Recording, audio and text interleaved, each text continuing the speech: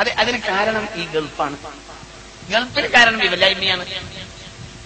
സ്വഹീഹുൽ ബുഖാരിയിൽ ഒരു അധ്യായം ഉണ്ട്. ഇമാം ബുഖാരി അദബിൽ ഒരു അധ്യായം കൊടുത്തിട്ടുണ്ട്. ഒരു അധ്യായം. എന്താ അധ്യായത്തിന്റെ പേര്? ബാബു മാ യഖൂലു നാസു യൗമൽ ഈദി ഇദാ ലഖൗ ഇദൽ തഖൗ. പെരുന്നാൾ ദിവസം മുസ്ലിമീങ്ങൾ കണ്ടുമുട്ടിയാൽ പറയേണ്ട വാക്ക്. ഒരു അധ്യായമുണ്ട് ബുഖാരിയിൽ. എന്താ അധ്യായത്തിൽ പറയുന്നത്? മുസ്ലിമീങ്ങൾ പെരുന്നാളിനെ കണ്ടുമുട്ടിയാൽ അസ്സലാമു അലൈക്കും എന്ന് പറയണം. പിന്നെ പറയേണ്ടത് തഖബ്ബലല്ലാഹു മിന്നാ വമിൻകും അമലൻ സ്വാലിഹ. എന്താ പറയേണ്ടത്? തഖബ്ബലല്ലാഹു മിന്നാ വമിൻകും അമലൻ സ്വാലിഹ.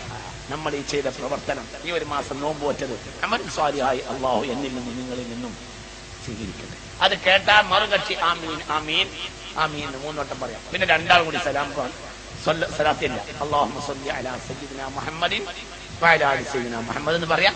പിന്നെ നാട്ടുവർത്താനം പറയാണെങ്കിൽ പറയാം. കഴിഞ്ഞ്. എന്തില്ല ഈദ് മുബാറക് എന്ന് പറയുന്നതിന് ഒരസുലുണ്ട്. ഒരസുലില്ല എന്ന് പറഞ്ഞാൽ യാതൊരു സിയാറത്തിട്ട് അരിച്ചു പറിക്കാൻ നബിയോ സ്വഹാബത്തോ ജീവിതത്തിൽ ഒരു വാക്കങ്ങനെ പറഞ്ഞ തെളിവില്ല.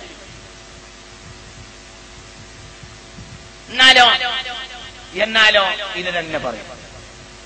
മാത്രമല്ല പെരുന്നാളിന് മുസ്ലിമീങ്ങൾ പരസ്പരം കെട്ടിപ്പിടിക്കുന്നതിന് ഒരു തെളിവില്ല. പെരുന്നാളിന് സലാം പറയുകയും മുസാഫഹത്ത് ചെയ്യുകയുമാണ് വേണ്ടത്. കെട്ടിപ്പിടിക്കുക ആദ്യം വേണ്ടത്. ആകെ അൽ ഖാദിമു മിന സഫരി ഔ ഔ ഔ യുരീദു സഫറ. ഒന്നിരിക്കൽ യാത്ര പുറപ്പെടുന്നവനെ, അല്ലെങ്കിൽ യാത്ര കഴിഞ്ഞ് തിരിച്ചു വന്നത്, അവരെ മാത്രമേ കെട്ടിപ്പിടിക്കുന്ന സുന്നത്തുള്ളൂ. നിങ്ങൾക്ക് പറഞ്ഞത് മനസ്സിലായില്ല.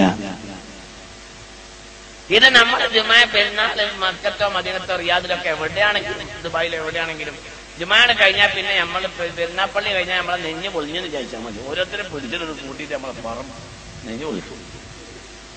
അത് നമ്മൾ ഇവിടെ നടപ്പിലാക്കി. ഇതൊക്കെ ഇപ്പൊ 4 കൊല്ലത്തിനുള്ളിൽ പിന്നെ ഇവിടെ വരാൻ തുടങ്ങിയതാ. ഇതൊന്നും ഇവിടെ ഇല്ലായിരുന്നു. എന്നാ ഇത് ചെയ്യുന്ന ആളുകൾക്ക് വല്ല അസുഖമുണ്ടോ? ഒരു തെളിവ് അവർക്ക് ഉണ്ടാവില്ല. അതോ ആരോ ചെയ്തപ്പോ അവർ ചെയ്തു വരാം. ഞാനിത് എന്തിനാ അങ്ങനെ പറഞ്ഞെന്ന് വെച്ചാൽ, വേറെയുള്ള നാട്ടുകാർ ചെയ്യുന്നത് കണ്ട് നമ്മൾ ചെയ്യരുത്. അവർക്ക് ഒരു കാര്യം ചെയ്യണമെങ്കിൽ മുസ്തനദ് നോക്കണം. ഇത് നബിയോ സ്വഹാബത്തോ താബിഈങ്ങളോ ചെയ്തതായി ദീനിൽ എവിടെയെങ്കിലും തെളിവുണ്ടോ എന്ന് ചോദിച്ചു. ഒരാൾ പറഞ്ഞതോ ഒരു നാട്ടുകാർ പറഞ്ഞതോ അല്ല, ഒരു മുഅ്മിനായ മനുഷ്യന്റെ മുസ്തനദ് നബിയോ സ്വഹാബത്തോ താബിഈങ്ങളോ ചെയ്തതാണ്.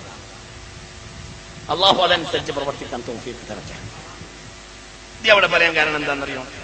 അവർ ചെയ്യുന്നത് കണ്ട് അങ്ങനെ തന്നെ ചെയ്യുന്ന ധാരാളം മുസ്ലിമീങ്ങളെ നമ്മുടെ നാട്ടിൽ ഇപ്പോൾ കാണും. അവരതാ ചെയ്യുന്നു, അത് ചെയ്യണ്ട. ഇപ്പൊ കാബാലയത്തിൽ പിടിച്ചിട്ട് തവാഫ് ചെയ്യുന്നു.